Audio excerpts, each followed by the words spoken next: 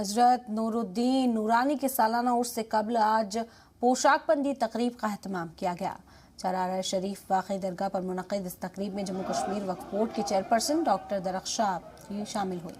ये पहला मौका है जब सालाना उर्स का एहतमाम दरगाह कमेटी की बजाय पूरी तरह से वक्फ बोर्ड की ज़ेरे निगरानी अंजाम पाया गया।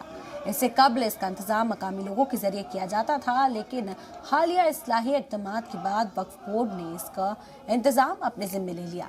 पोशाक बंदी तकरीब के दौरान वक्फ बोर्ड के मेंबर डॉक्टर गुलाम नबी खलीम और सैयद मोहम्मद हुसैन हुक्कानी भी मौजूद रहे। तकरीब के बाद डॉक्टर अंद्राबी ने अक़ीदतमंदों से मुलाकात की। वक्फ के रोल में और जो हमारे लोग चाहते थे, आज आप यहाँ के लोगों से पूछिए कि 100 सालों के बाद या 200 सालों के बाद उनको पोशाक बंदी के इस प्रोग्राम में अंदर जाने का मौका मिला और पूरे कश्मीर को पता चला कि आज पोशाक बदला जाएगा। पोशाक बंदी का उर्स आज से जो उर्स मुबारक शुरू हो रहा है, आज पोशाक बंदी है।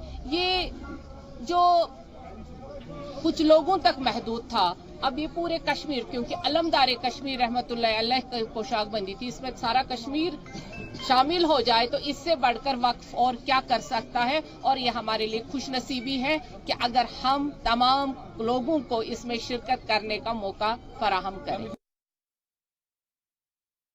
आज की जो तकरीब थी वो पोशाक बंदी की तकरीब कहा जाता है, उसके उर्फ आम में कि उसी तकरीब के सिलसिले में मैं भी हाजिर हुआ था यहाँ पे और मैंने देखा कि बड़े शाम से जिस तरीके से अला के चार शरीफ के लोग उलमा मुबल्लिगीन दूर दूर से आते हैं, तो ये यकीनी तौर इनकी अकीदत है, हमारी अकीदत है, सब लोगों की अकीदत है हज़रत शेखुल आलम अलैहि रहमत व रिदवान के जो इनका रोज़े मुबारक है, जो इनकी आस्तानी आलिया है, इससे है अकीदत।